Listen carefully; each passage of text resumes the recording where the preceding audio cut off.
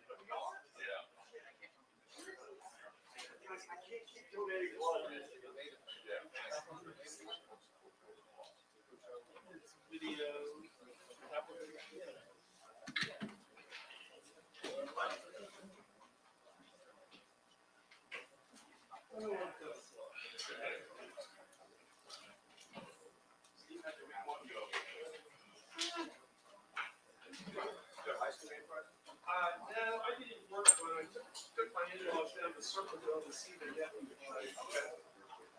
I told Newark I wasn't doing one this week, that week because of Notre Dame, we were doing a county party, so. Okay. Trying to. Got one this week? No, we're not still with it yet. That's kind of dedicated. I don't think anybody's going to eat. It's fair.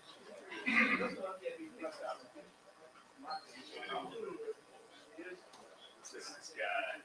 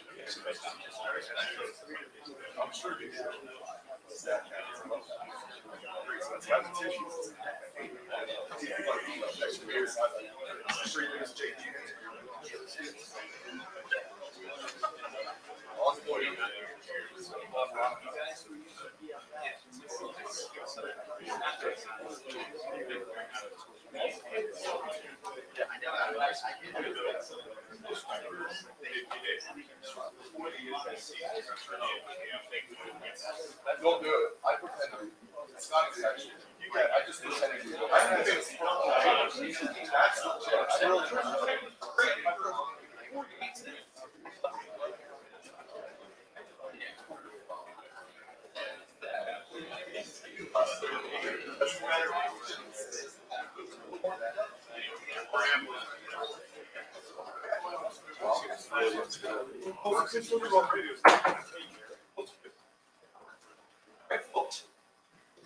Beginning, we're going to open up the floor, going straight to questions.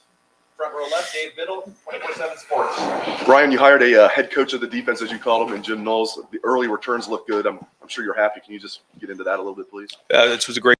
I think that when we talked about this leading up to the game, that's the start we were looking for sure. And I think the combination of the experience and then the scheme and everybody coming together. Watching the film, they played really hard. They played fast. They played decisive, similar to the way that we were talking about them leading up to the game. So, good first start, but that just means we can do it. Now we got to bring it every week. Interesting philosophy in the back seven where he doesn't, he believes the starters are the starters for a reason for the most part. Doesn't like to rotate a lot. Like Tommy played every play, I think. I think your starting corners played almost every play.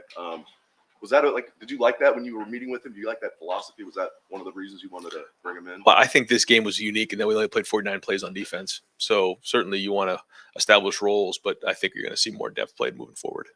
Go third row left, Dan Hope, 11 Warriors. Ryan, you said yesterday on BTN about how Jackson, impacts everybody on the offense. How does he do that, and how do you guys have to account for that if he's not out there? Well, he's just such an impact player. He can, as you saw last year, he can turn a 5-yard completion into, whatever. He's just so explosive. And, because of that, when you have a playmaker like that on the perimeter, it just has such an impact on the entire game schematically across the board. So, that's just the impact he makes because he's such a great player.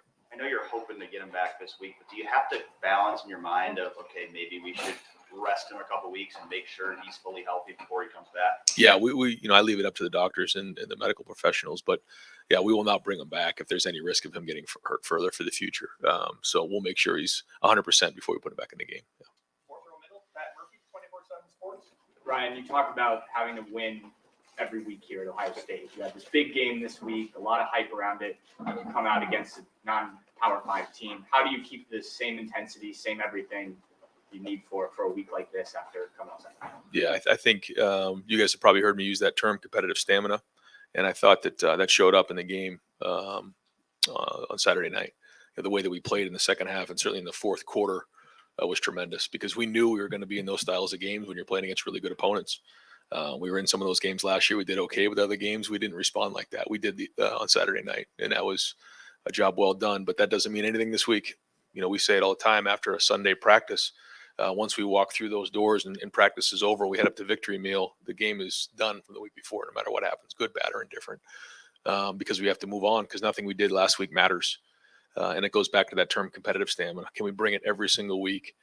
And you've heard us say this, and coaches say it all the time, but we create our standard. And what is our standard? So it's been about us, always has been about us, and we'll continue to use that message this week. You talked about the game, you mentioned a few times, CJ is not focused on stats, he wants to win. Is that something you've seen from quarterbacks as they get into their second, third year playing, starting, whatever it is, or is that a little bit unique for him? Everybody's a little different, but I think what makes CJ unique is a lot of things, but he's a special young man. There's a lot to CJ. He's very deep. He's certainly an excellent player, but I think the impact that he's making on this program has been significant, not just on the field. And you could feel that on Saturday night. Fourth row right, Tony Gervin, Buckeye Huddle. Ryan, Jim addressed the Lathan Ransom playing time after the game, saying they wanted to ride the hot hand. And this isn't necessarily about Josh, but is it fair to say there's a lower tolerance for mistakes defensively now, or is this a product of depth, or is it a combination? No, I think it's a combination of all of the above. Yeah, and when you get in that first game and you don't have a lot of at bats, you have 49 plays. I think more of those things come to the forefront, come to the surface. But no, we're going to need Josh. Josh is going to have to play for us, and he'll play a significant amount this year for sure. Even if there's no message sent, is it fair to say that the team received a message from something like that? I don't know. You'll have to ask them. But I'm very pleased with the way that the guys played on defense, and we'll have to continue to build on that. But the good news is we have really good depth, across the board, and certainly on defense and in the secondary. So, those guys are going to play, and when they get their opportunity to play, they got to make it count. And that's what being at competitive excellence is. We have these terms that are part of our culture, and one of them is at competitive excellence. When your number's called, do you make the play? Yes or no? And so, that's what we're looking for. Right next door, Rob Aller, Columbus Dispatch. Ryan, when you get a guy nicked up like Jackson, I know you defer to the medical people, but how hard is it as a coach when a kid really wants to get back in there, whether it's during the next week's practice or during the game? Just how do you deal with that sort of emotionally? Yeah, that's hard. I mean, especially in big games like that, when someone's worked so hard for that moment in such a big game, and Jackson certainly enjoys being in big games. He thrives in it. But we first, like you said, go to the medical professionals and say, can he play or not? If the answer is no, the answer is no. If the answer is yes, the answer is yes. If it's somewhere in between, like we got to kind of see how he does here, then it depends on kind of the maturity of the player. And with Jackson, we trust Jackson, so we wanted his feedback, and we tried to see if he'd get in there and play, and then just said, I'm just not going to be at my best here. I don't want to put the team at risk. And so, we have a more experienced guy who's played. You can kind of trust him a little bit to give you some feedback if it's one of those things we're trying to figure out. But at the end of the day, it comes down to the doctors and the trainers. You've done this a long time. What impact does a serious injury to a key guy or any guy have on the team? I know it's next man up, but like to the vibe of the team, what does that do? Like you said, you have to kind of move on, and there's just different things that happen to you. And we talk a lot about the events that are going to happen, the adversity that's coming our way. And the only thing that we can, control is our response. There's nothing we can do about what happened. Whether it's, a moment in the game, the score of the game at halftime, or something that happens to your teammate like that. And so we try to focus on the response so that we get the best outcome that we want. That being said, it's not always easy, especially when you have a leader and someone who makes such an impact. So, some hurt more than others. Some situations are harder than others. But I thought our team did respond, and some guys stepped up. Certainly saw what X did and some of the other guys, and that was good. So, you just, when you go into those first games, you just never know what's going to happen. I mean, if you told me in the national championship game, the first game, Trey Sermon's going to break his collarbone, or the first, whatever few plays of the game, Jackson's going to be out of this one, I'd be like, oh my God. But those are the things that happen. You have to have plans in place for when those things occur. Second row right, Nathan Baird, Cleveland.com. As you reevaluated, what did you see from some of those other receivers, and what's going to have to be better for them going forward? Yeah, no, I thought there were some good plays, some ones we just missed on, and I think there was a couple protection things, not many, but early on there was a couple things, and then just could have been cleaner early. And then I thought we were 9 of 10 there at the end and made some nice plays and kind of got more to a rhythm in the second half. So yeah, there's some things certainly just technically that we got to clean up, and a lot of those guys, that was their first time playing other than the Rose Bowl in that type of environment. So a lot of good things out there, but a lot to build on. We still got a lot of improvement to make. Certainly know where we need to be. And speaking of guys playing for the first time, I know Donovan Jackson had played before, but obviously a big start against what was going to be a pretty good defensive front. Your evaluation of what he showed physically in that first game? Yeah, same thing. Had some really good plays. Had some plays he wants back, but for the first game against a very veteran defense and veteran front, solid job. I think he graded out a champion, and especially the way that we played in the fourth quarter, he was a big part of that. Third row left, Bill Landis, Rivals. Right. With CJ and the younger receivers, it seemed like a couple times maybe he was expecting them to be maybe a little shallower than they were, or the one that was behind Jackson, or Emeka, maybe he thought Emeka might sit there instead of keep going with his route. Just how long does it take, I guess, for a quarterback and newish receivers to kind of get on the same page when you're trying to determine the landing marks and stuff like that? Yeah, I mean, I think CJ and Jackson certainly have a great chemistry there.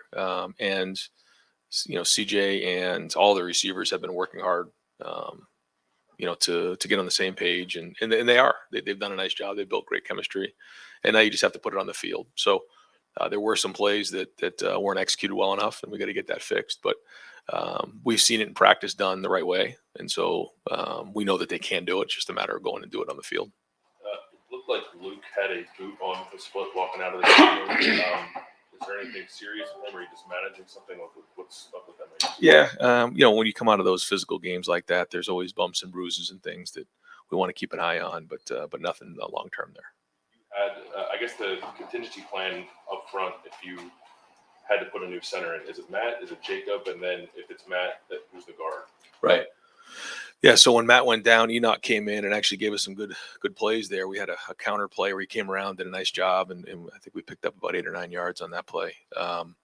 And so, yeah, it'd be one of the two. We'd either move Matt to center and then move Enoch over to guard, or you bring Jacob in.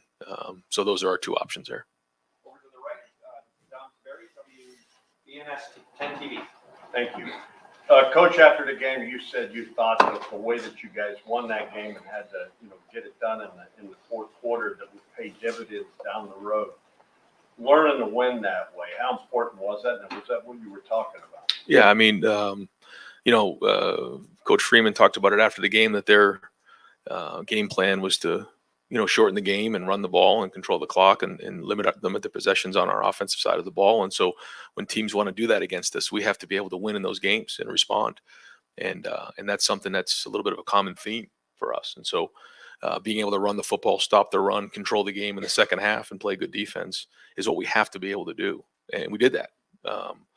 And in a physical game when you're not going to get as many plays. So I think looking back, we could have been more efficient, certainly in the first half on offense, because every play matters in those styles of games. But I thought the attitude was excellent. I thought the toughness was excellent. I thought the way that we played, we took care of the football. We tackled well. Those are the things you need to do in opening games. And certainly with the help of the crowd, we were able to kind of, push through in the fourth quarter. And I think it was a 7-minute drive there in the fourth quarter where typically in the past we'd be going a little faster and, maybe trying to score a little faster. But, we were controlling the game and we felt like if we scored there, we could make it a 2-score game. And if we got one more stop, the game was probably over. And again, that's not typically how maybe we've done things in the past here. But when you're playing good defensively and you're running the football, a win's a win.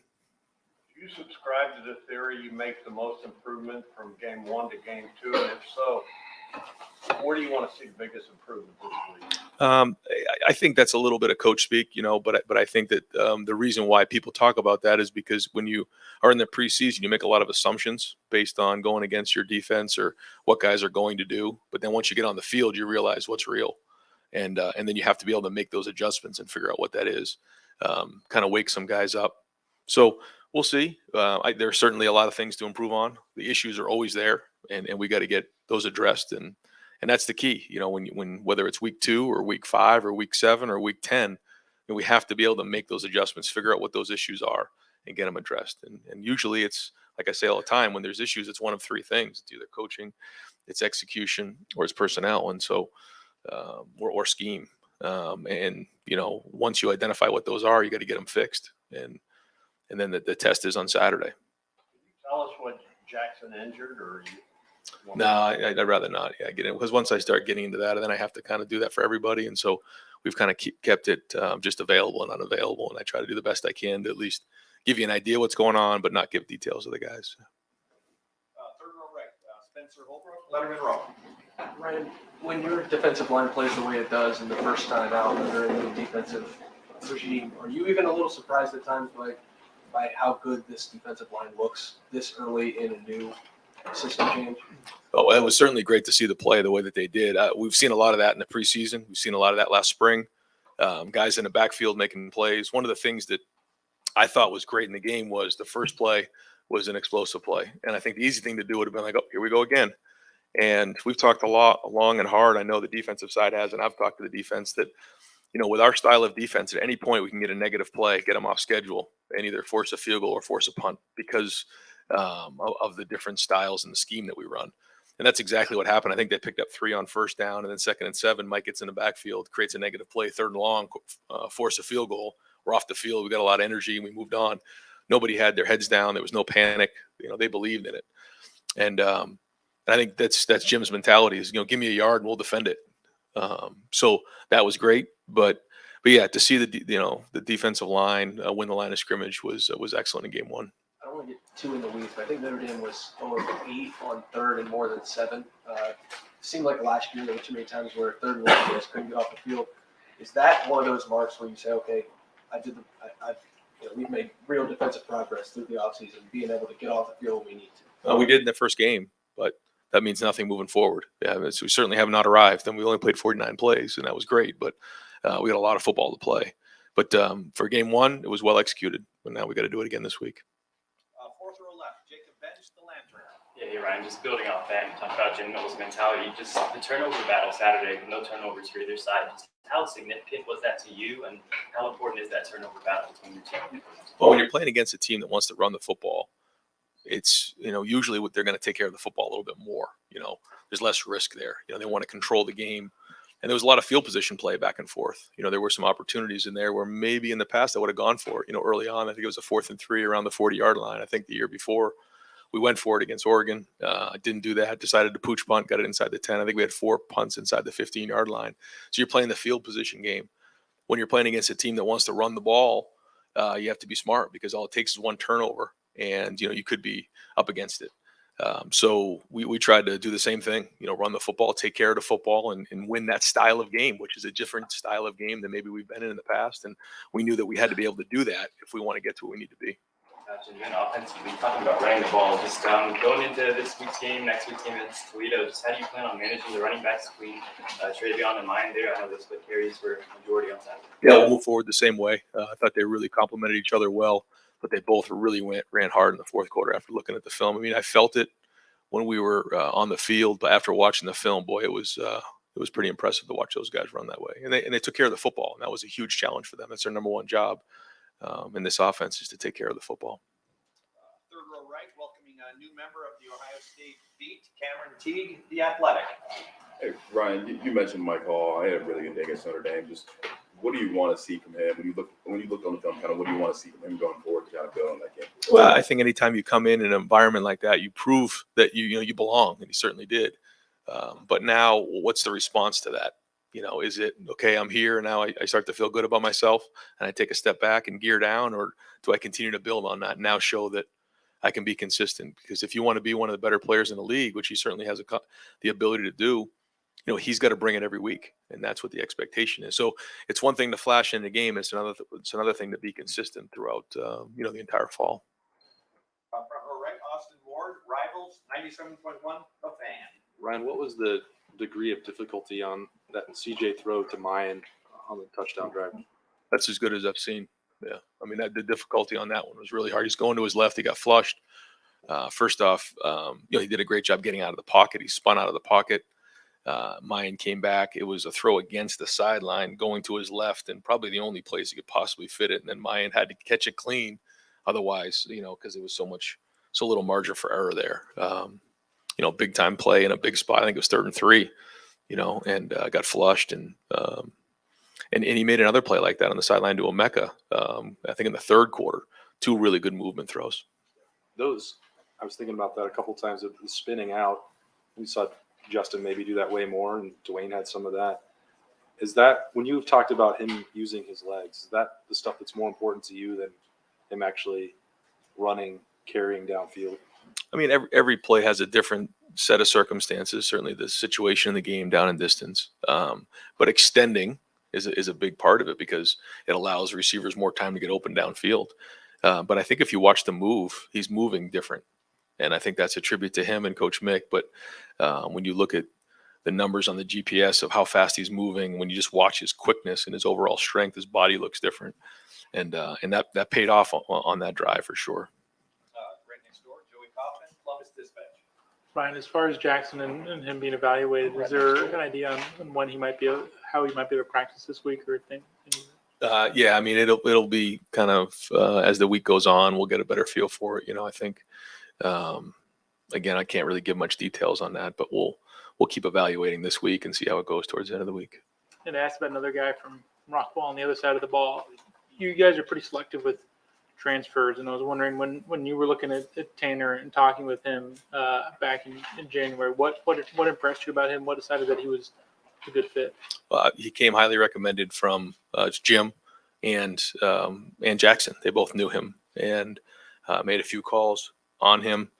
And when we went to the 3 safety system, we knew that we needed to bring in, more nickels and safeties. And watching him play last year, he's a veteran, experienced guy, but he fit our culture just by the way he immediately stepped in.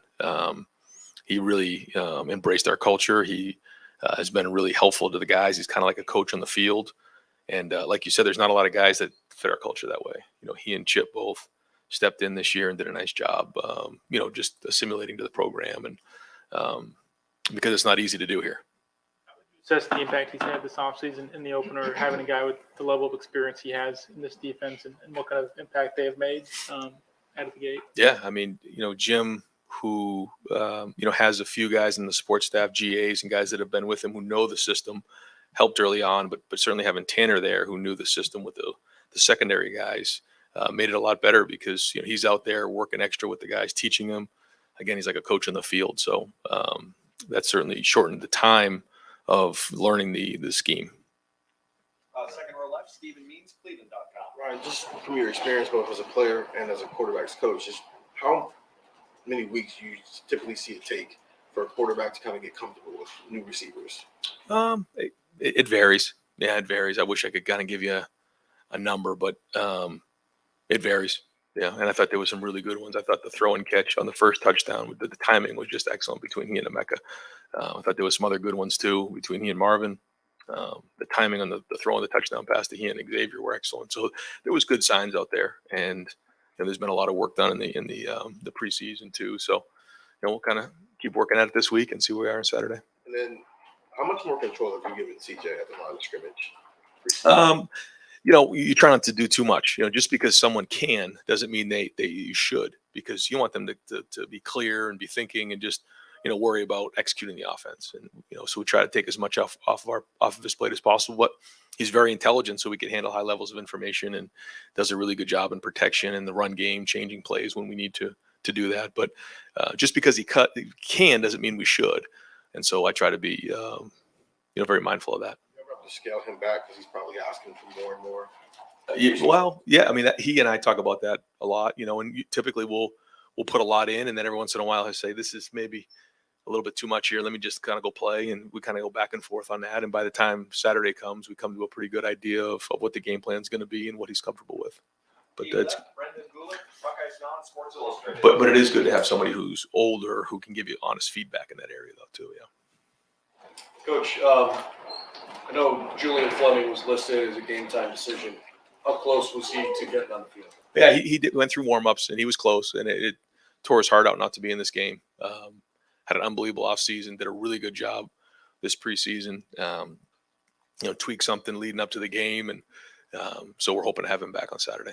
But as it relates to Arkansas State, what are the unique challenges they present to you? Certainly a good coaching staff. Good players who they've added some new pieces. When you look at some of the guys who have joined their team, they come from very good programs, and so they have talent. Got off to a good start last week. So, and played some teams really tough last year. When you look at some of the teams that they played, they were in those games, even though maybe their record wasn't as good as they wanted to. And I know with that coaching staff, they're much improved this year. So, we got to do a really good job of, getting ready for a noon kickoff, because that's a lot different than it was last week. And then playing up to our standard. I realize that the goal is to win every game, right? But are there specific things you're trying to accomplish this week, as you try to get into a good rhythm before you get into hard conference play? Well, I felt like last week was like a conference game. So we've been working towards that the whole preseason. I mean, we were tackling, we were doing all those stuff. Everything was in. Like, it wasn't like we had time to kind of move along with that. But I think this week it's more about addressing the things that we didn't do as well and continuing to build, trying to fix those things, build in other areas. And then, I think we'll probably play more plays this week too. So, you'll have an opportunity to just evaluate everybody a little bit more. Third row middle, Andy Andrews, Buckeye Sports Bulletin. Yes, a lot's been talked about of how this defense sort of changes the picture for a quarterback. after the snap. But when you're talking about the front and how they're moving different pieces around, as an offensive play caller, what's difficult about that to scheme against, and sort of what they can do with the jack position and how the front changes? Well, identifying what's happening is probably the biggest challenge, is getting everybody on the same page. And when you're having a hard time communicating and identifying what's going on, it can create confusion. And I think that happens sometimes. And so I think at the end of the day, what happens with this style of defense and Jim's philosophy is they make you work every play, the quarterback and the offensive line. Over your far right, Clay Hall, WSYX. Jim, Ryan, the hype of that game, the build-up, the months of this is going to be the greatest thing ever, and the stakes of the game, how big a hurdle was that you cleared? Huge. Yeah, it was big. But so is every game around here. If you don't believe it, try losing it, But that being said, there was a lot of buildup, like you said, leading up to the game for sure. Game being at 7:30 and just seeing everybody there, skull session, the walk, pregame. I mean, all of it. So yeah, there's a lot, and so we try to be mindful of that with the players, and we tried not to, get them up, too early in the day. It's kind of had to be steady with them and talk to them about the build up. And you have to be at your competitive excellence when the foot hits the ball, and that's mentally, physically, emotionally, spiritually. And you can't just it's just not going to happen, especially when you go into the skull session, you're doing the walk, and you're on the bus coming over here to the Woody for a walkthrough, and you see all the people. It's easy to get yourself worked up for a game that doesn't kick off for another 10 hours or so. So it was a long day, but to see the way we played in the fourth quarter and to leave that game with a win was a job well done. And but that's behind us, and now we got to move on. And your post-game reaction, was that jubilation, joy, or relief? Relief. Yeah, it's relief. Far right deep, Andy King, WBNS 10 TV. Coach, when you look at, you talk so much about the scars on this team. Yeah. And how much do you think those scars helped you get the job done last Saturday? I don't think there's any question. Yeah, I don't think there's any question. But I think that's life. You experience things, you learn, and you don't always appreciate things until you've had some things taken away from you. And that's kind of what happened to this team last year.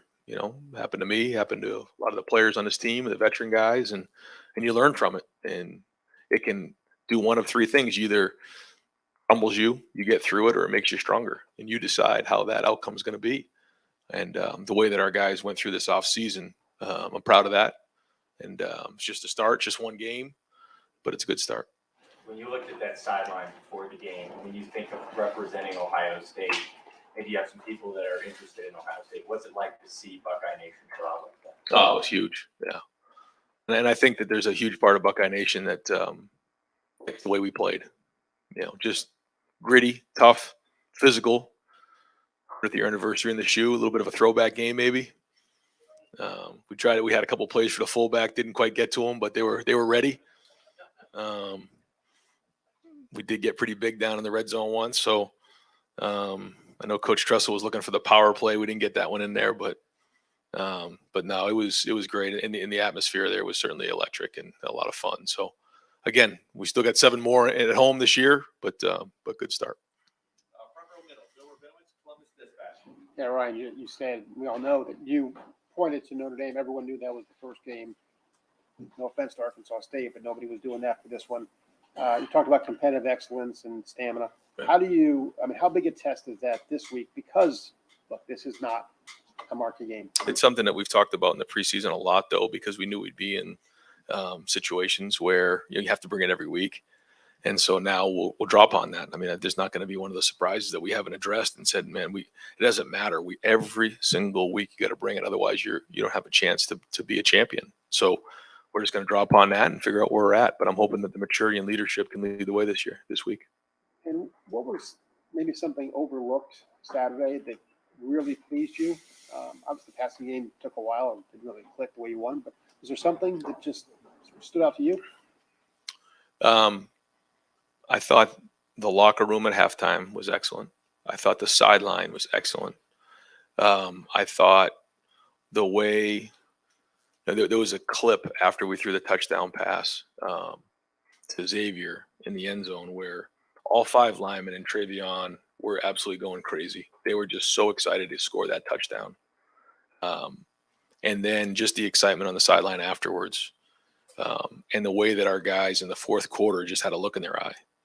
And the way that in the 4-minute coming back out there, and they just like, they're not going to get the ball back. We're just going to find a way. And then see Travion, the way he ran a guy over and then runs hard. Like they just weren't going to get denied.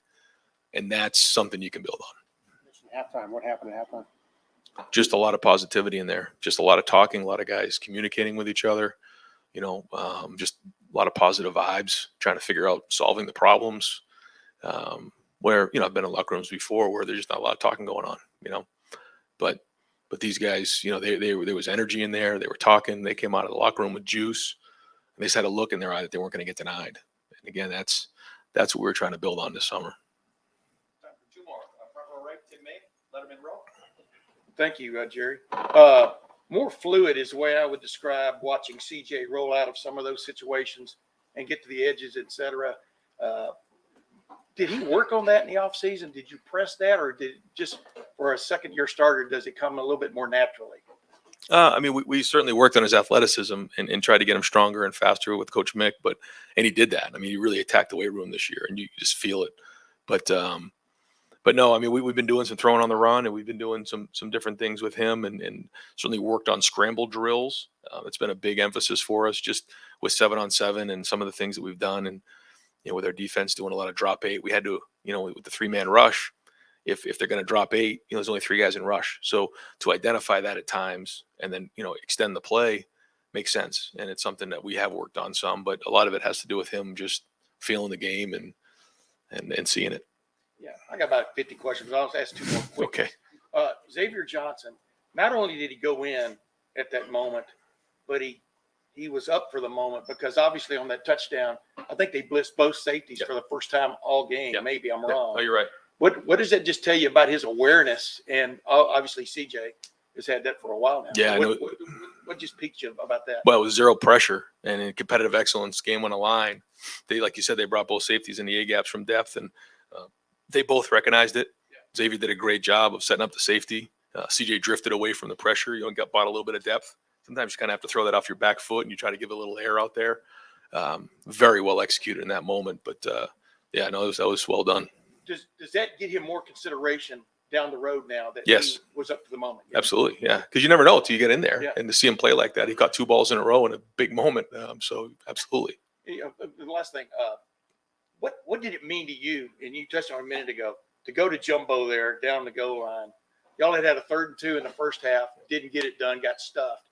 What did it just do for you and this offense of getting something looks like fixed that y'all had trouble with last year? Yeah, it was huge, and just again, I thought it was the attitude of just getting pads down, because at the end of the day, there's going to be extra guys in the box, right? We all know that. So it's at some point, you got to get your hands inside, you got to get your pad level low, and you got to beat your man, you got to block your man, and then there'll be an extra guy there that the running back has to run over. But that's at the end of the day, that's what it comes down to. So I thought we had that mentality down there, and so we got big and tried to hammer it in there, and we did. Any final questions?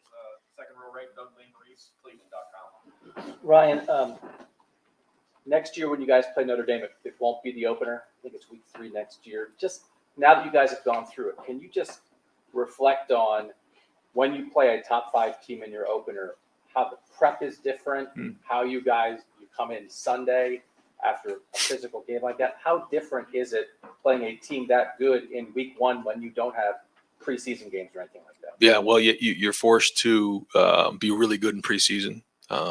We had 2 scrimmages where we did a lot of tackling, and you're in this balance of figuring out how do you get your team tough and game ready to play at a high level because it's such a huge game and have such an impact on the rest of the season, but also keep your guys healthy. Just a lot of communication between Mick Marotti and I over and over and over again. We're in practice and he'll get the GPS numbers on somebody. We'll he's out, get him out. He's already run too much. Or we look hard and think, go over and over and over again, how much hitting we should do, how many plays in practice we should have. And so between he and I, and then obviously talk to the coaches about their opinion on things, but we just try to figure that part of it out so that they can be at competitive excellence on that night. And And I'll give the players credit. They believed, because it was a hard camp. It was not easy. We went hard. We were physical. But I think we had them ready. You got to play the schedule you're given. All things being equal, when you're playing a big time non-conference matchup like that, prefer week 2 or 3 as opposed to the opener, or When are you asking me? Now? Great idea. Friday afternoon? Terrible idea. And when you look at this schedule, I'm trying to go a little picture off the big picture. Listen, the 12-team playoff is coming. You know, you guys, that world's coming. You look at Wisconsin and Penn State and Michigan State and Michigan and all the games that you guys have in front of you. Yep. Right now, as you just played a top 5 team, how hard can a team go? How many times a year could you play a top 25 team every week in college football? Like the NFL, you're playing a great team every week. It's a parity league. Or when guys are in class and they're 19 years old, do you have to play some games where you're not playing a top 25 opponent because of mental and emotional and physical wear and tear in place? Like how tough can it be every week? I think that's a great question. I don't think I have really the answer to that, because we really haven't done that before. So I'd be kind of speculating. But it's something to think about for sure. I just haven't quite considered it, but it's interesting. And I think that those are all the really good questions that are coming up as we head into this format. Yeah. You feel, right now, you guys just won that game. Yeah. The toughest of the game. How much do you think this team feels it right now? Right? Like how long is the physical, mental, to get back at it? Yeah. Well, that's why we talk so much about competitive stamina, because no matter who you play, we have to play the same way, period. And so when you have that mindset going into a season, that's different than, like you're saying, where it's like, okay, I got to get up for this game, but then over here I can take a deep breath. We cannot do that. You do that, that's how you get yourself set up. And I think that's why the theme this year has got to be competitive stamina. Bring it every single week, no matter who you're playing, whether it's the number 2 team in the country, number 1 team in the country, or somebody that's not ranked. You've got to be yourself. And so we've got to bring it 12 times in a regular season, regardless of who we're playing. And I think you have to really hammer that mindset before you head into the season. You can't just talk about it week 3. And we've been talking about it a lot. So we'll see where we're at. You hinted though. What is your opinion of the 12-team proposed playoff? I mean, I think it's college football exciting. playoff. I think it's really exciting, but I think there's a lot of work to be done to figure out a lot of things. But that's why we have the best athletic director in the country to figure those things out, not me. Coach, thank you very much.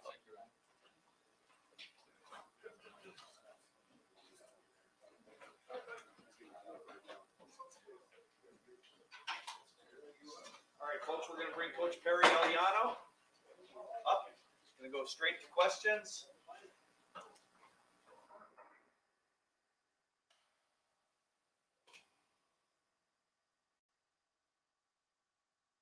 Open up third row middle, Andy Anders, Buckeye Sports Bulletin. Yes, just first, your evaluation of Lathan Ransom and how he played when he got in the game. Andy, it didn't surprise me. Lathan's had a great fall camp. He practices well. He loves what he does. He prepares well. So what you saw on Saturday did not surprise me. Coach Knowles always talks about his trigger. Can you elaborate more on that and how you kind of coach that up? I mean, he just is a football player that's very instinctive. I mean, and so when he goes, he goes. And obviously he has a great impact when he makes plays on the ball and stuff like that. Fourth row middle, Pat Murphy, 24/7 Sports. Following up with Lathan, obviously Josh starts the game. There's the play that everyone sees, but how much was Lathan in the game plan ahead of time? How much did that have to do with how Notre Dame played? I mean, the two of them seemed to kind of step in for each other. So how much was that part of your plan beforehand? Pat, for Lathan and Proctor, I go into the game plan more so how did they prepare during the week? Proctor's a phenomenal player, great young man, got a huge role on this football team. And I love him. I trust him. Lathan, I feel the same way about. And so it wasn't planned accordingly like that. But what I wanted to do was just calm Josh down, and Lathan ended up playing, quite a bit because he got in rhythm. But by no means, both of them, we need both of them to do what we need to do this year. And when you have a guy like Josh specifically, misses almost all of last season, comes back, big game, how do you then, like you said, calm him down, but how do you then address that with him to get that message? Hey, this is still, you're still a big part of this. Right. You don't want to lose him mentally. No. Josh was great on the sideline. He was phenomenal. You know, one of the things, you know, we talk about brotherhood, being selfless. He was great. Met with Josh like I do every guy that I have in the game or didn't play, and just kind of got his thoughts. But he was great. He was in here this morning watching film. He was in yesterday watching film. So he's preparing like a pro, and that's what we talk about. So he was great, and that's what we talk about, that it's going to take all of us in order to do what we need to do as a football team and as a defense. Fifth row right, Jeremy Birmingham, Rivals. Hey, Perry, last week we asked, someone asked Jim about how if he'd take a moment to sort of absorb being a part of that game on Saturday night. And he said no, but now that the game's over and you guys can tell the truth, do you feel like there's a moment on Saturday when you kind of were just in awe of being in that setting and with your family there? Just what did it mean to you to have that opportunity? Well, first and foremost, we're at the Ohio State. So that's in itself means something. And for myself to be able to be here, have the opportunity to go out with this football team, with these coaches, with Coach Dave being our leader, and just having an opportunity for my family to share that moment, the magnitude of that type of game, and us come out victorious for Buckeye Nation, priceless. Did it match up the expectation you had for the last 10 months of what that game would be like walking on the field of Ohio State? You know, you always have visions and dreams of what it really is going to be. But, I mean, you know, with all the star power, all the former players, and just how Buckeye Nation showed up and how loud it was and how our players kept even keeled and stayed poised amongst the whole game, you know, the ebbs and flows of the game. I mean, it was awesome. And one memory I'll always remember, but first and foremost is because we got win number 1 of the 2022 season. Front row middle, Bill Rabinowitz, Columbus Dispatch.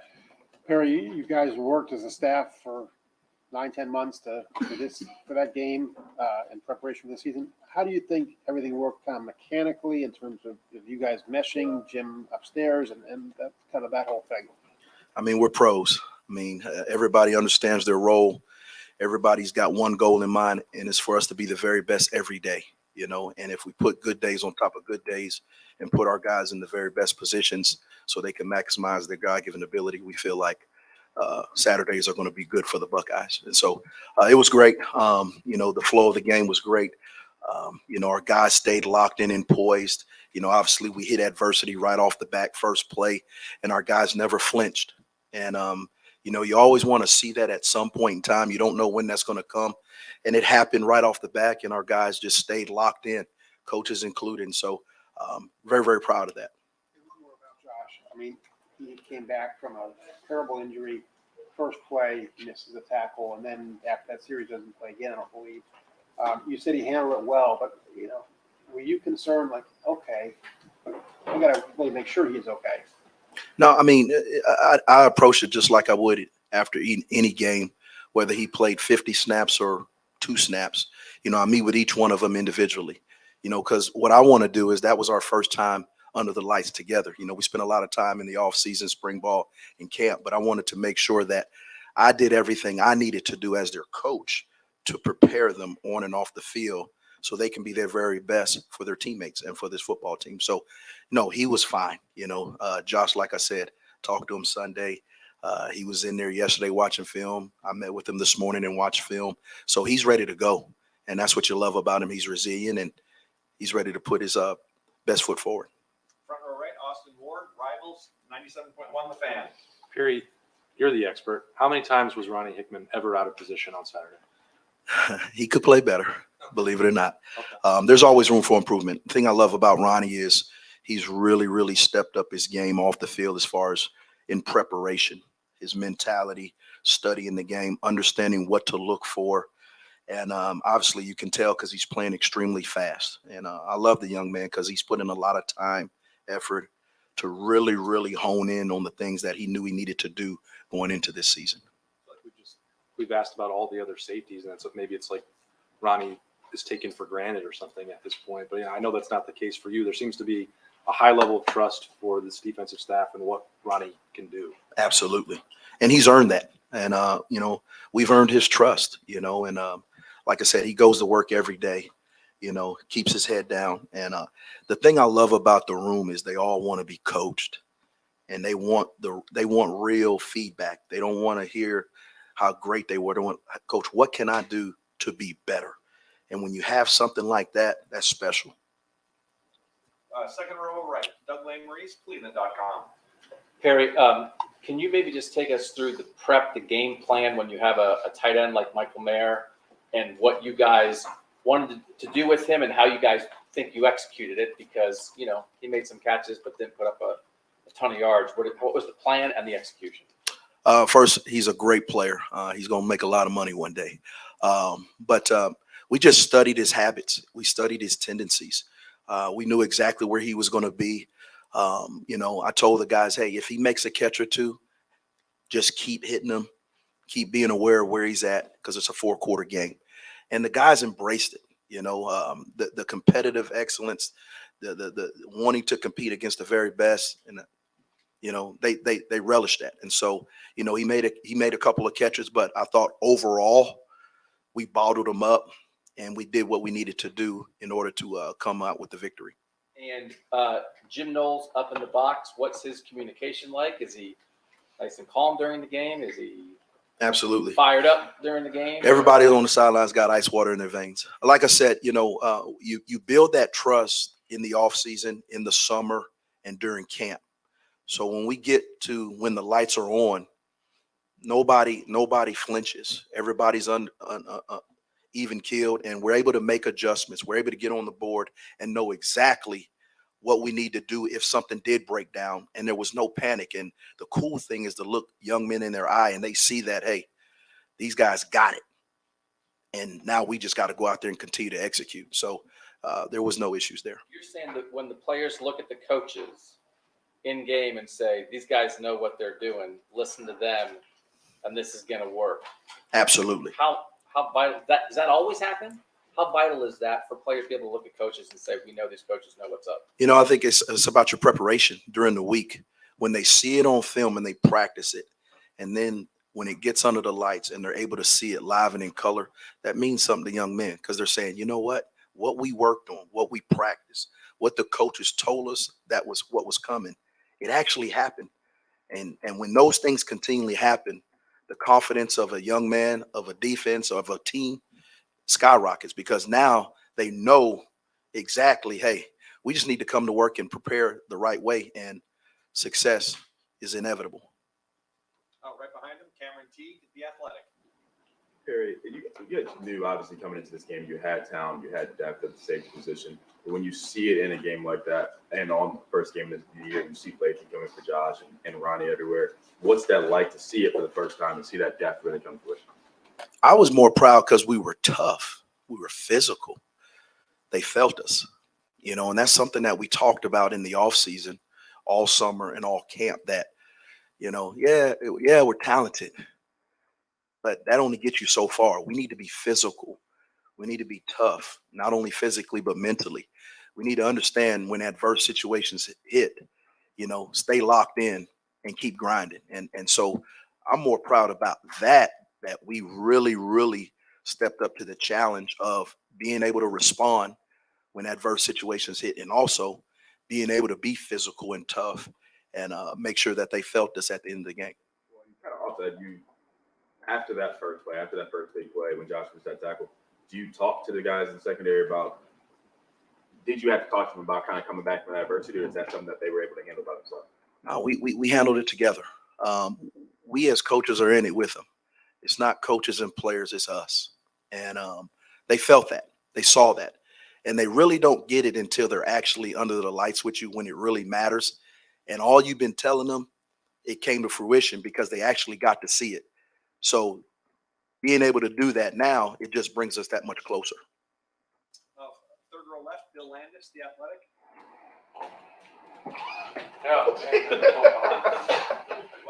Wrong guy. It's okay. We're ready to end this right now. Early in the game, when Lathan stuck Bear on that third down stop, and stop the guy who's 60 pounds heavier than him, kind of dead in his tracks. What kind of tone did that set for, like, maybe just your safeties in general, but I'm assuming that that kind of permeates through the entire defense. Just what did you feel in that moment? Absolutely. First and foremost, it was a money down. So they had already had a tendency. That's who they wanted to get the ball to. So we knew that going into the game. And so for Lathan to do that, it's just more than anything. We talk about being BIA, so every day you wake up, every day we come in this building or outside this building, every time we take the field, there's a representation of all the great DBs that have come through here. So when we say best in America, that's a walk of life. That's who we are, and that's what we believe, and that's how we have to be each and every day. And so, like I said, it doesn't surprise me because of all the hard work, the preparation that Lathan and his teammates have put in each and every day that nobody sees, and so we talk about it all the time, unseen hours, unrequired work. That's real. We live that. It's not something that we just say, but we actually live it every day. How does a guy like Lathan like physically do that when he's just, he's not the same stature as Michael Mayer? He's given up quite a bit there, but they tried it and one guy went backwards and it wasn't Lathan. Like how does he do that? Coach Mick, weight room, desire, heart, and we only going to play one way. We will be physical. We will be tough. We talked about it, and we want to put it on display. I don't know what you heard, but that's Bill Landis from Rivals. Third row middle, Jack Emerson, Buckeye Sports Bulletin.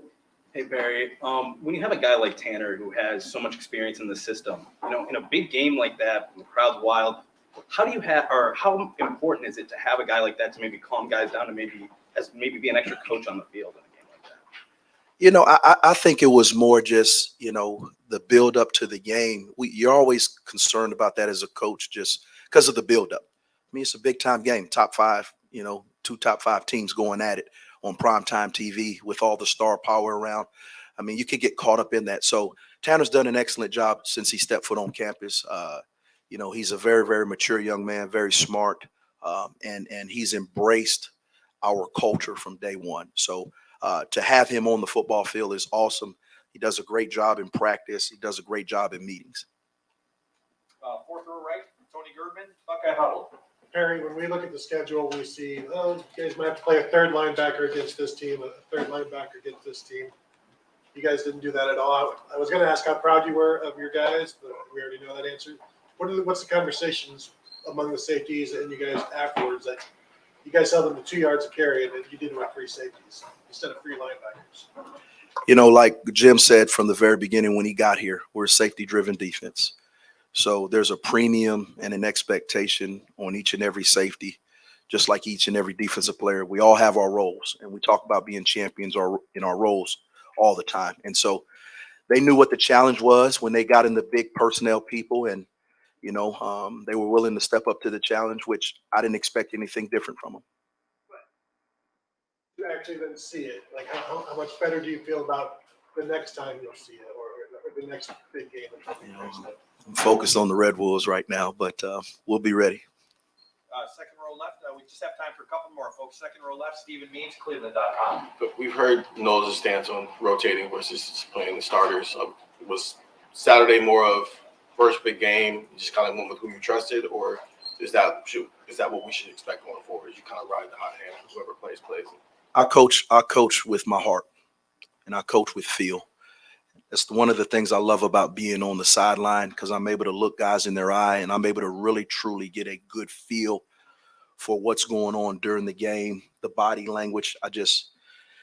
That's just how I operate. So I don't go into any game with any preconceived notions of this is what I want to do on this series. This guy's going to go in, because the ebbs and flows of the game are different. I mean, we played 28 plays in the first half.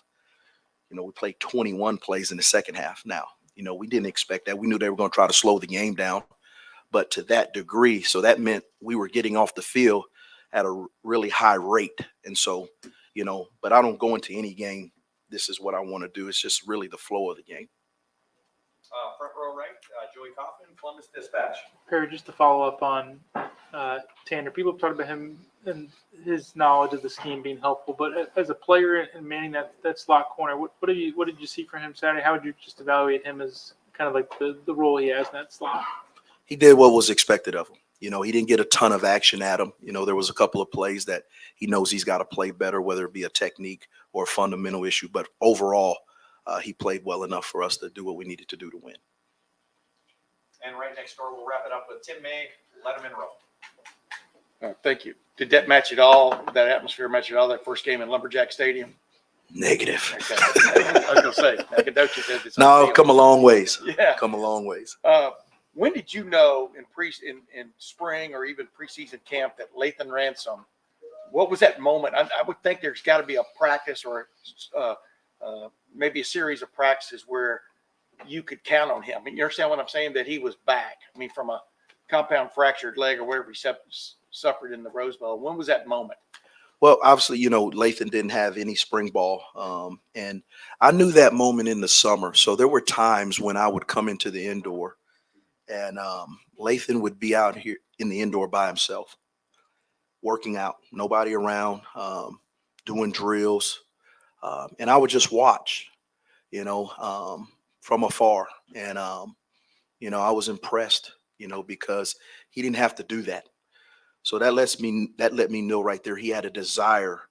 He was intrinsically motivated. And then once we got to camp, each and every day he just worked. He's a great young man, just like the rest of his teammates are, you know, and he just works, you know, and very, very coachable. He puts in the time and effort. I think one of the biggest things for Lathan and his brothers in that room is they're loving learning about ball. They're loving it. And it's something cool to know that young men, each and every day they come into that meeting room, they're learning ball and they're able to play fast. And so it doesn't surprise me what he did on Saturday because I've been seeing it in camp. But more importantly, it started when he was able to finally run. He was able to finally jog. And those things pay off. From a safeties coach's perspective, looking at the Red Wolves, if you pointed out, what stands out about their offense? Obviously, they juiced it up. They got a running back that used to be here a long time ago, was dismissed from here, but Seams is in there, and then Blackman started, you know, a couple of seasons for Florida State and stuff. What do you see when you look at them? They're a good football team. They really are. You know, they're a tempo offense. You know, they go as the quarterback goes. I mean, he's a big target back there. He stands tall in the pocket. They got really good skill around him, several transfers, you know, and so we got our work cut out. But, you know, that's why you play the game and that's why you compete. Thank you, man. Great. Coach, thank you very much. Thank you very much. Pittsburgh.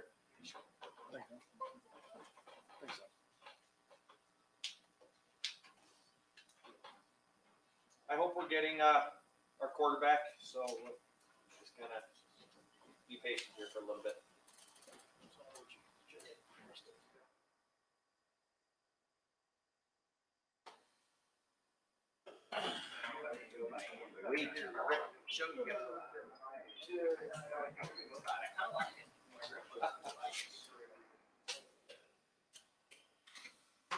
And if I screw up on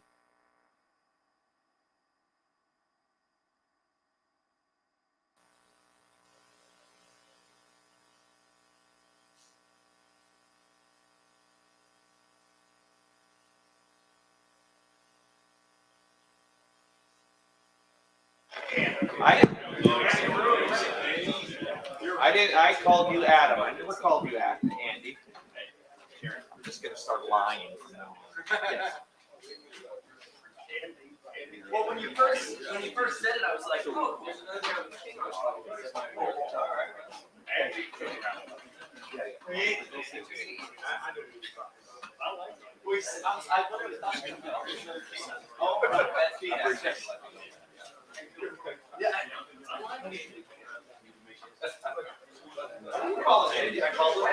That's his name. Ryan Day's not going to work.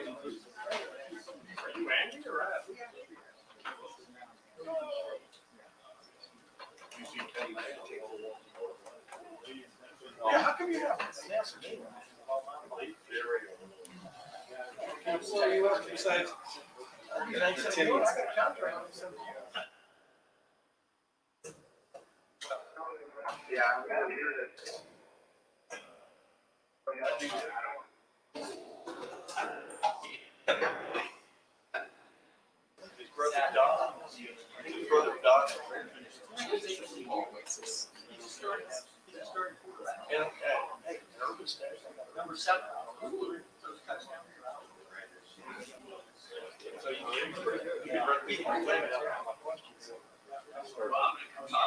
And we'll get all the affiliations.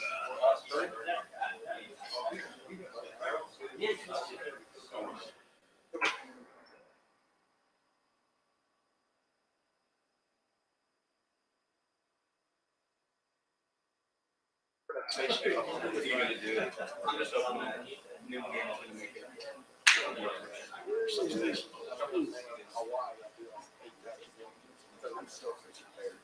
Yeah.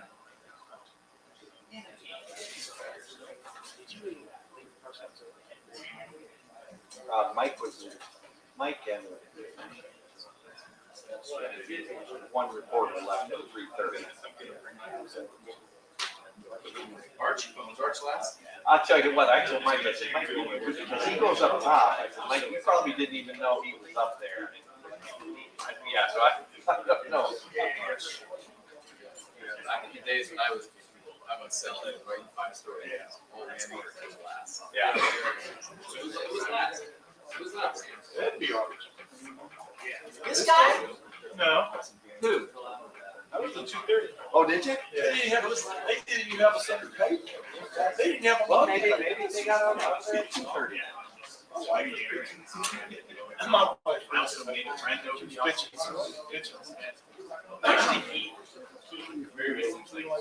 gotta stop multitasking. Email and pictures of myself. It never stops. It's for the best and worst that's ever happened to us. Y'all get way too much credit. We are right. Not having certain things.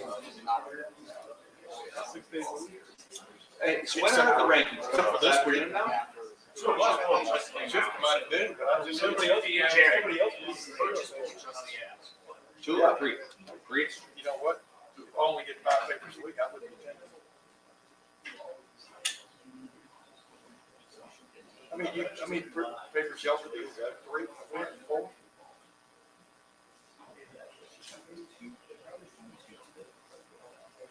I kept looking at the press conference. I never saw it. That means that you. So bad. So bad. It's like 6 years past the time. He's honestly one of the better shooters on the roster. I was going to talk with you over. I mean, if you look at the. So we will hold this for another time period. He did not get as much as like.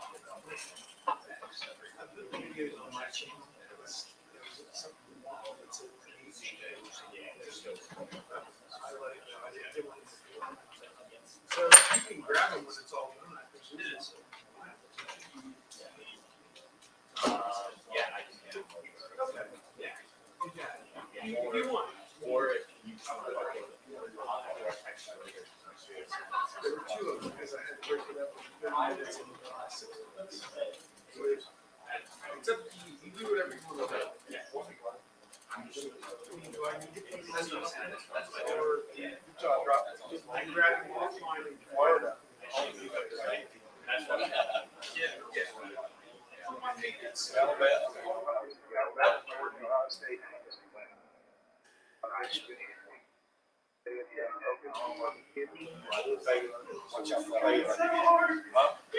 Coach Dave's teams are 5-2. Top 5 ranked team. 17.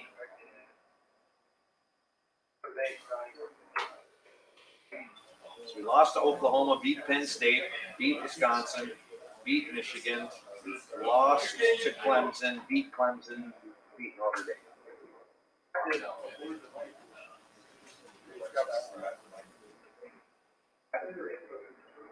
That's out of Nashville.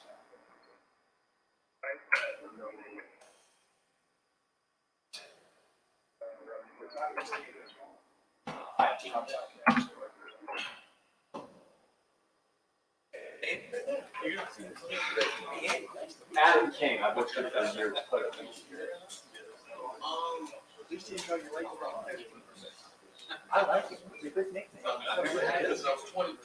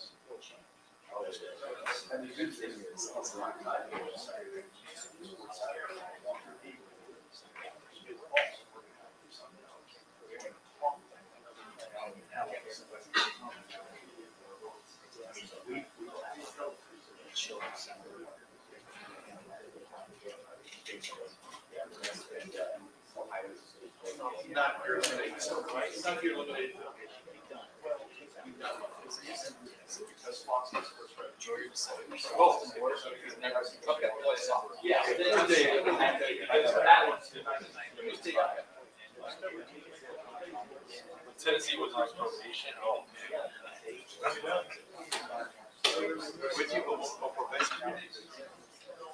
they're doing a 5-7 1 year.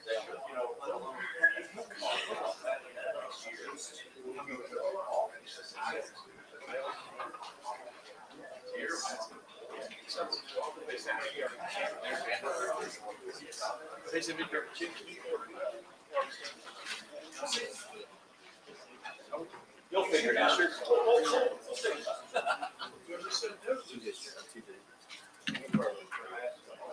Sure. All right. Welcome CJ Stroud to the podium. We'll open it up. Far right here, Dom Sperry, WBNS 10 TV. You've had a couple days now to look back at it. Just overall, most things you were pleased with, things you feel you need to step it up with after one game. All glory to God first and foremost. But just looking at the film, definitely think we did some great things on offense, moving the ball when we had to. Definitely seen a lot more man than we expected. So just got to clean some up things with man-on-man routes, me bodying them up when the defender is all up on them. Just little things like that. But I feel like we did well with pass protection. Pass protection was amazing the whole night.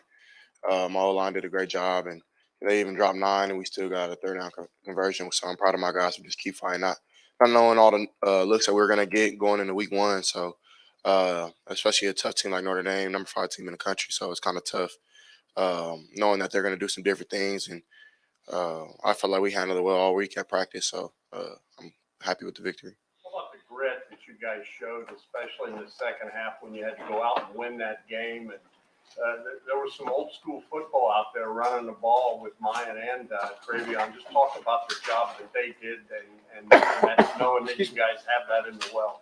Yeah, I mean, it's a great feeling. I definitely think that that's something that we've been pushing since off season. Not just running the ball for 2 to 3, but trying to get 4, 5, 6 every play. And I definitely think that we did that. I know mine averaged 6 yards a carry. I know Trey probably averaged somewhere around there too. So even when stuff wasn't there, like they're running through people, which definitely think you need. But I think that we built that in the off season, just lifting weights and pushing sleds and doing things like that. We definitely changed the narrative on that. I felt this game, and one game doesn't define us, though. We got to keep doing it. So. Second row right, Doug Maurice, Cleveland.com. CJ, Coach Day was talking again about that play when you rolled out and found Mayan on the sideline. Can you just take us through that play and like what goes into that as a quarterback when you're escaping pressure and trying to find a guy? Yes, sir.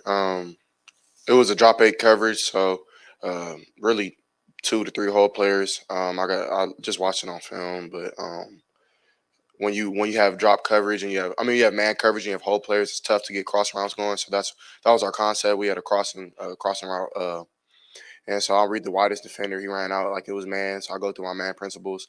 I first alerted mine. He had a wheel route, but mine isn't really a burner. So he was decently open at first, but I wanted to see what else could be open. So I kept going through my progressions. And then X kind of got bumped by his whole player, who was the Mike linebacker, number 27.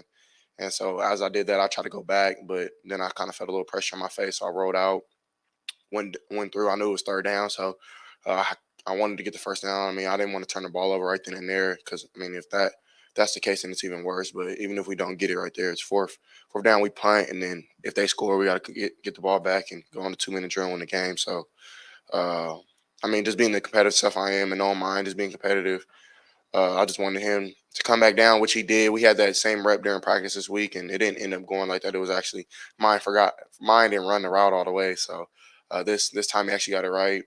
I seen him kind of through the corner of my eye, and I mean, I feel like it's something God blessed me with to be able to throw the ball on the run a little bit. So just try to put in the best spot that he can get it where the defense couldn't, and mine did a great job getting his toes in. So it was a great play. Definitely, I feel like that changed the game. Definitely put in the game more in our control. So it was amazing.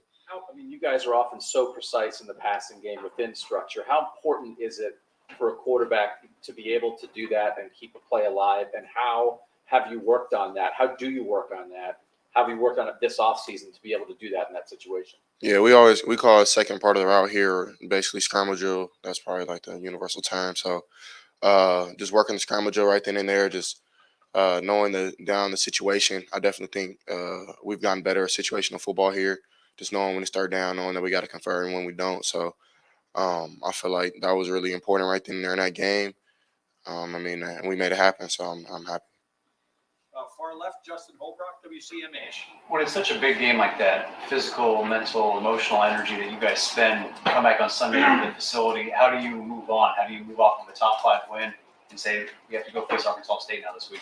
Right. Yeah. I mean, definitely got to have short-term memory, but at the same time, you got to enjoy your victories. I mean, you got to smell your flowers. So I feel like we do a great job of that here. I mean, we have our champions meeting, and the thing here, we're having fun. We had a good time doing that and seeing great plays. Seeing EA light some dudes up on special teams was kind of cool. So I had us juiced up. And then after that, we go out and have our Sunday practice because they always says we're on to the next week. And then we're on all our focus on Arkansas State. So amazing win. Very tough team, top 5, first game of the season, which first game of the season are never really easy no matter who you play, I feel, unless they're like total bums. But so Notre Dame definitely weren't bums. They're a good team. So really proud of my guys. And now we move on, go to Arkansas State. How long did that take you to learn to move on, but also appreciate the wins when you were first year, second year? When did you start to learn how to go through that and make a routine out of it? Right, yeah. It was definitely tough for me last season. Just like we had a lot of big time games last year. I feel like that first game was really big, and I never really like celebrated the wins after until probably like week 6, week 7, and my one of my close friends and actually my agent called me. He was like, "Bro, you got to start enjoying your wins because like you work hard, right?" And I'm like, "Yeah," and you really don't realize like the work that we put in is kind of unique. It's very um, not a lot of people I think can do it. Like the work Coach Day puts in, the work I put in, Coach Wilson, just to get the passing game, the running game, just little things, and you got to just enjoy that because it's tough. You know what I mean? To be away from your family and things like that, so you got to smell your flowers. Second row left, Stephen Hellwagon, 24/7 Sports. Yeah, CJ, I want to ask about Emeka. It seemed like the moment was calling for somebody to step up with Jackson not able to go, and just you were hoping that this would be a big season for him coming into a starting role. But that game and also everything leading up to it, what'd you see out of him, I guess? Yeah, Mecca, even Marvin, both extremely hard workers. Both are always in the building, working on their game, doing something right. Even off the field, I mean, trying to just make sure their bodies are right. When you see them, they're all buffed up, they're chiseled up. So that just shows how great they are, what they do, and how serious they take it, even being so young. So Emeka, yeah, he got to show a little bit of what he can do, even though he can do more.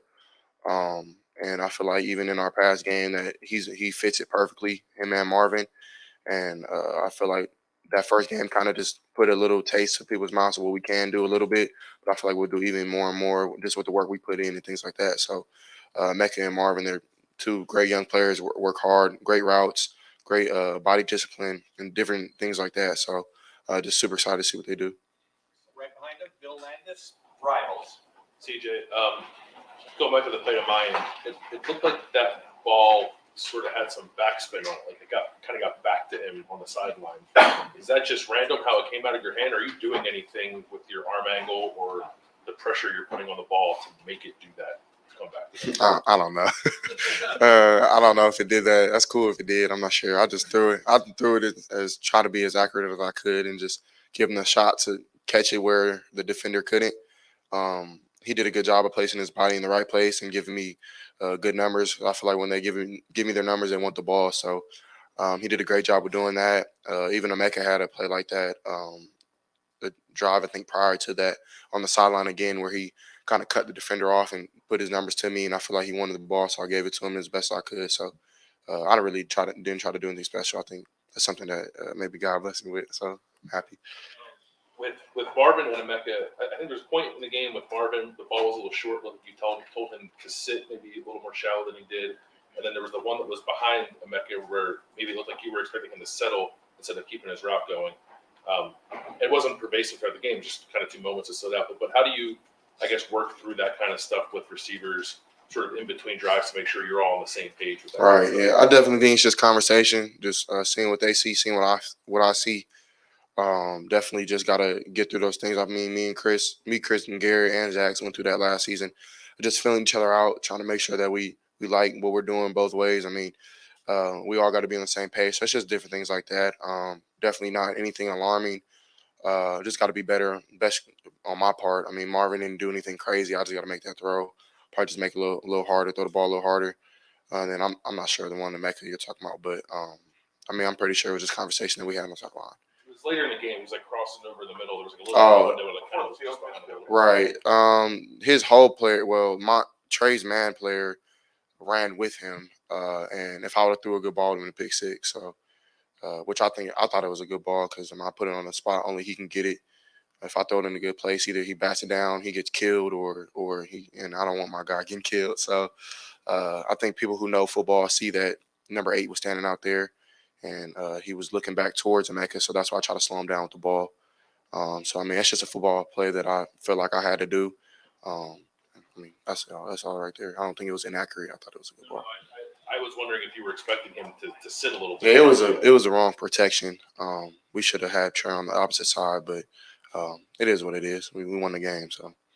Right behind him, Jacob Bench, the Lantern. Yeah, hey CJ, just your offensive line with some new guards there up front, Paris at left tackle. How did you evaluate just communicating with them, loud environment, and just their play overall as well? Yeah, they did an amazing job. I mean, Donovan and being the youngest dude on the O line, he definitely held his own. You could see him in the run game, moving dudes around. Even the first play of the game, I mean, he was going after dudes. So it's exciting to see somebody young like that with that much talent, that much upside. And in Paris, I mean, him going back to tackle off his natural position, did an amazing job on Foskey. Foskey was a really good player on film and definitely did some great things in the game. And I think Paris did a good job of handling him. Same thing with Dewan. I mean, Dewan has been just amazing this whole offseason, even in that game. Just his leadership, his vocalness, and of course Luke just setting protections, make sure everything is right, everything is clean, battling through injury, just different things like that that our guys kind of up front. And they set the tone. I mean, Matt Jones, I mean, he set the tone. He was sick the whole week and came back and fought with us. So I'm just super proud of him, and I definitely think they did amazing job and kept me clean, kept our O line. I mean, kept our running backs clean, and I feel like they have a lot to work on, but so does this whole team, and I feel like we'll do that. Second half, you talked with Perry and Ryan earlier about the second half defense. To see the way they clamped down, grinded it out. How much energy, juice did it give you and the offense to overcome that halftime deficit and ultimately pull out that lead? Yeah, man, it's amazing. I mean, it's definitely a great feeling as an offense, knowing that you have a great defense that you can rely on. Even on some of those fourth downs where I thought we were going to go for it because they decided to punt, which I had no problem with, is because he has so much trust in our defense. So it's amazing just to have our because they trust in our defense again, and even myself not even worried about it. Just knowing that we'll get the ball back, and they did a great job. Tommy had a great game. Uh, Tanner, Lathan stepped up really big, and our corners did a good job on trying to stop their tight end, Michael Mayer, who's an NFL tight end, really good player. So I feel like they did a great job overall. Third row left, Dan Hope, 11 Warriors. CJ, Coach Day was saying how Jackson is somebody who impacts everyone on the offense. Just how does he do that? I definitely think that he's just that type of person, even off the field. I mean, he's somebody that you kind of gravitate towards. He's very relaxed in every situation, never panics. So when he went down, it was kind of like a shock to everybody. Like, damn, like where's Jackson? I didn't even know that he was hurt. That he would not return in the game. I thought he was going to return, but like that, it just affects your whole offense. Just like, I mean, he's the best player on our team, if you ask me. So, but it is what it is. I mean, Jackson, he'll come back and do great things.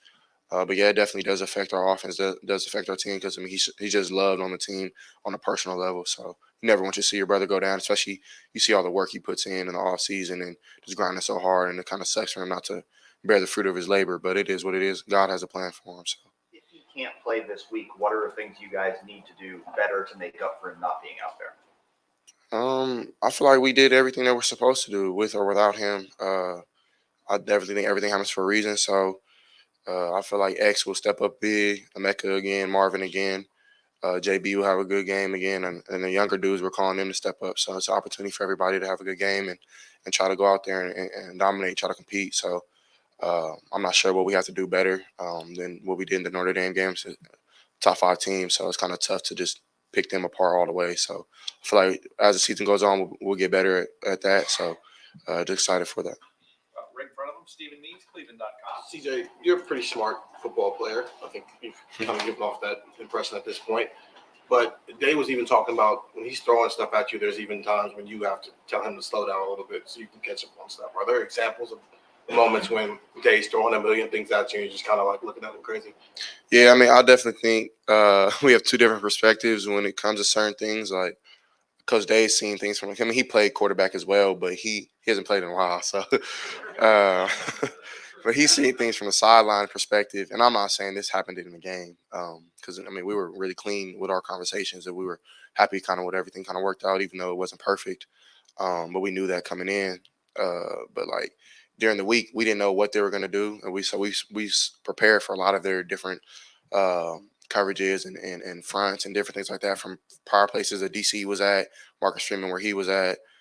So like Cincinnati stuff, the Bengals stuff, just different things like that. So sometimes he would confuse me. I'd be like, Coach, I'm just gonna go read the coverage and hope everything works out. But I mean, you can't do that. I mean, so he keeps me honest with that type of stuff and make sure I'm fully prepared. So the conversation is always good. Sometimes he does say a lot, but I think I can do a good job of just knowing what he means and knowing what I have to accept and taking into consideration for the game. So. Spring, you were talking about putting more on your plate, especially pre-snap at the line of scrimmage. What did that mean against Notre Dame? Like, what were some of the things you were maybe able to do this year that you weren't able to do against Minnesota, even against Utah? Right. Well, this game plan was kind of unique for us. 'Cause we usually have a lot of checks and a lot of run checks that I have to go through, even pass game checks. And this game, they really just put the protections on me and Luke. So I feel like we did really clean with that. The run games, we didn't know what fronts they were going to bring. So we had universal plays that kind of went with everything. So I really didn't have to do too much this game, but I'm pretty sure as a year goes on, I'll probably have more. So I'm not really too worried about it. We've been working on it for the off season, and I definitely think that we'll be clean when it happens. At the line of scrimmage pre-snap, like how does that kind of work? Right. I mean, he's like the vice president. I'm like the president. It's kind of like how it works a little bit. Like he'll make a claim, and I'll either veto it or make something else. So um, it's the truth. Like he'll set a protection because I mean I'm seeing everything from bird's eye. He's down in the stand, so if I see a rotation or see somebody's triggering, then I can flip it or I can base somebody, which means just he's the ID now. And our running backs did a great job of pass protection. Kind of made us whole, seeing where everything is coming from because I mean they're in a scan protocol going from left to right. So definitely if us three are on the same page, I mean it all works out. Front row right, Joey Kaufman, Columbus Dispatch.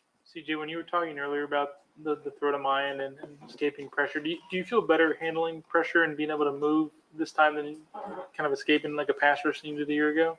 I feel like last season I really didn't have those opportunities all the time. Even now, I'm probably am a little more comfortable just moving around. I feel like I'm faster a little bit. My body feels bigger, so I mean I'm not worried about. And I wasn't worried about that last season, but I feel like I am more comfortable with my body and how it works now. Being around like 218, 220, so and I feel like I'm quicker getting out of the pocket on some of those things. So we worked on those things in the off season, and it just made me a little more confident. And then our players, I mean, they're really smart in those type of scramble drills. So I just try to keep my eyes up and make sure that uh, everybody's happy. Because if I just take off and run, I don't think, and the receivers are wide open, then I mean, I'm doing them a discourtesy. So I try to give everybody the rock. How much of that is just being faster and quicker, or having like a sense of where the rush is, and I guess how does that kind of like factor in play versus you being faster versus just sort of your pocket presence? I definitely think it starts with the pocket presence, just like knowing what type of rush, if it's 3-man, 4-man rush, or if it's a blitz where it's 5, 6-man, even 7-man rush. So even in that zero play with X, they brought zero, and I knew that I wasn't hot yet because they came from depth, the two safeties, and I knew I was warm. So I just had to get it on my hands. So it's just doing different things like that, like how many are coming. I mean, just feeling the pocket presence. So, and then a little bit have to do with my body and how I feel with that. And there's 10 names, letter in a row. Yeah, get back to that warm, hot thing. When you're up there and you see those two safeties, I think it might have been the first time the whole game they brought both of them. I mean, maybe I'm wrong, but and you've got this Xavier Johnson sitting there. Is he seeing the same thing I am? Or what are you thinking there? I mean, just go through that whole thought process. Yeah, I mean, here's a guy that played much, you know. right. I mean, Coach Day and Coach Fitch, somebody who I hold near and dear to my heart when I go through my game plan and things like that. He helps me out tremendously. So he always tells me to have a game plan for zero.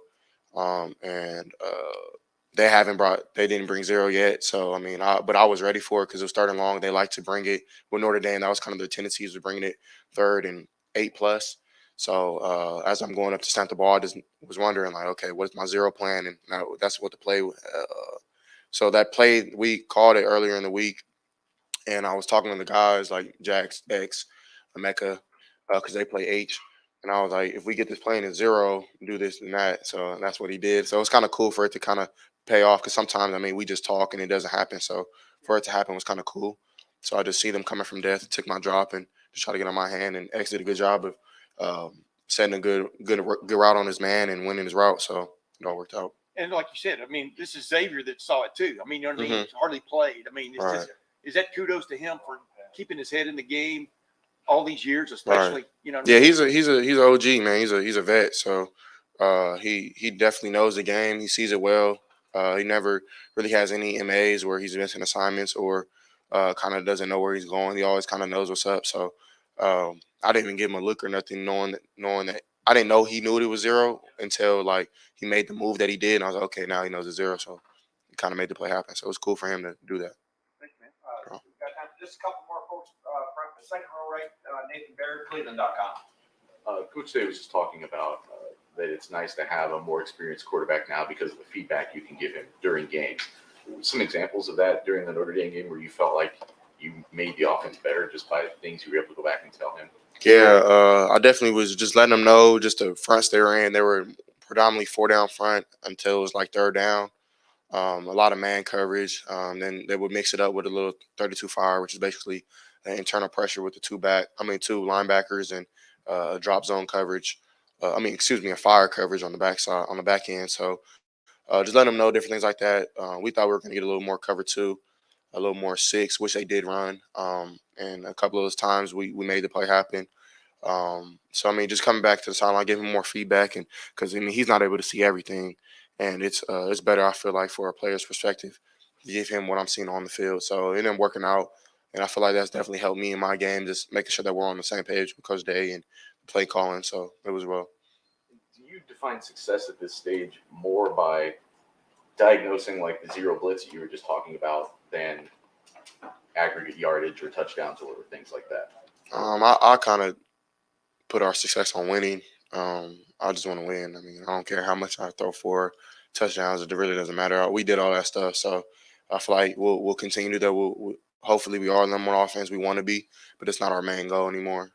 We just want to win games. So I mean, at the end of the day, it's all that matters. Is that how you decided you're a good quarterback that night, though? I guess maybe more the question. I mean, I feel like I did some good things. I mean, 70-something% throwing the ball. Had some missed throws. I mean, it's the first game of the year. Kind of still have your first game nerves and things like that. So, but when my number was called to make certain plays, I made them. So I feel like that's what I based my game on as well. When it on top of winning. So I feel like I did some good things. Definitely, you can always work on your game. So I'm never going to be perfect, and I never want that to be the case of me just thinking I'm perfect. So definitely our offense, we're humble, and we're just trying to continue to be the best we can be to win games. And final questions, third row, right, Rob Aller, Columbus Dispatch. CJ, you talked about this earlier. Next man up with Jackson, but when he's a friend, he's a good friend. What's your emotions when a guy like that goes down? Not just for the team, but for you.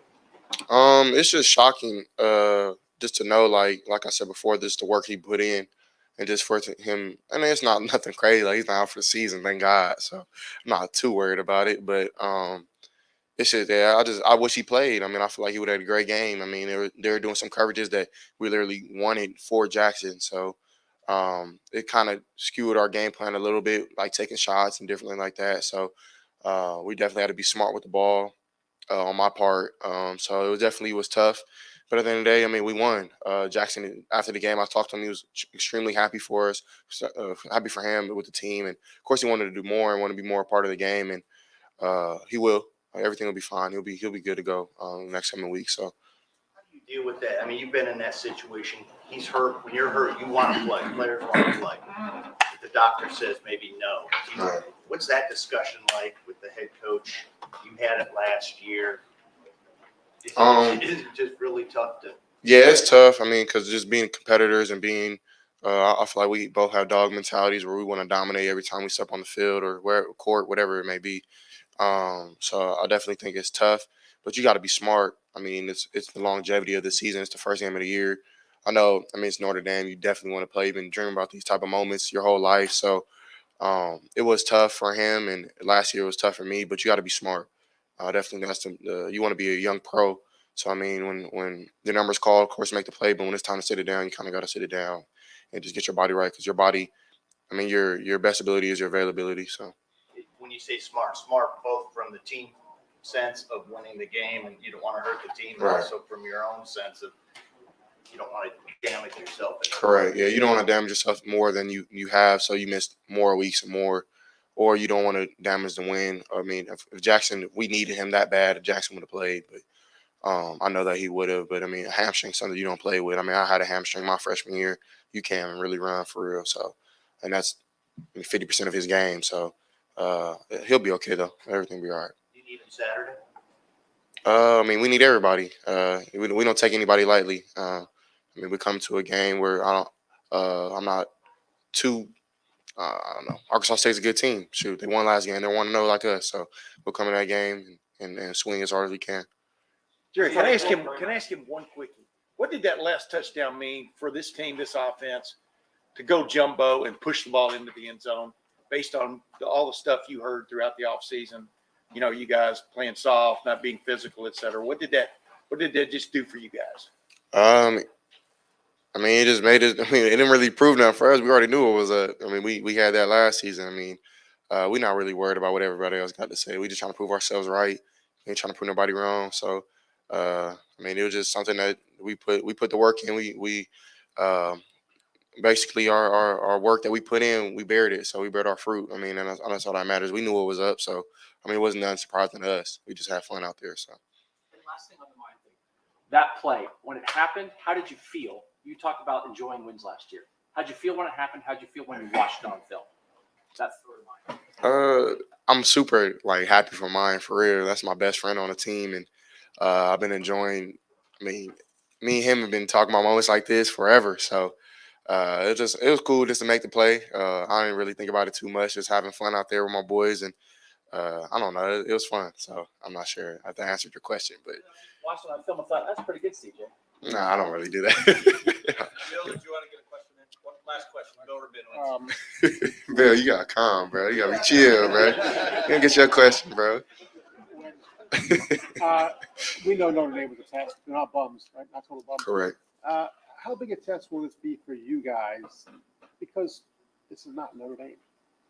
Ain't no test. I mean, that was not a problem last year, but I feel like it was a problem, to keep it real. So we maybe play down our competition sometimes, and me personally, that's not something I never want to do. You always want to go out there and prove that you can dominate anybody you step on the field with. So I feel like every week we kind of have the same approach, watch the same amount of film, go through the same routines at practice. We're not gonna be light on anything. We're gonna make sure everything is done the right way, just so it can be done right week 2, so it can be done right in week 10, week 11, week 12. So definitely nothing will be passed slightly here, no matter who we play. So Real quickly, Luke walked out with a boot. If he can't play, how much faith do you have in Madison or Jacob or whoever it be? yeah, I mean we worked these type of scenarios in practice where Luke would step out and Matt will come in or Jacob will come in, and I mean I've trusted those guys too. I mean definitely had to make some adjustments to that because Luke is so pivotal in his way to see defenses and see fronts and different things like that. So definitely will be adjustment, but nothing crazy. Thank you guys. Thank you very much. Thank you, God bless. Thanks, man.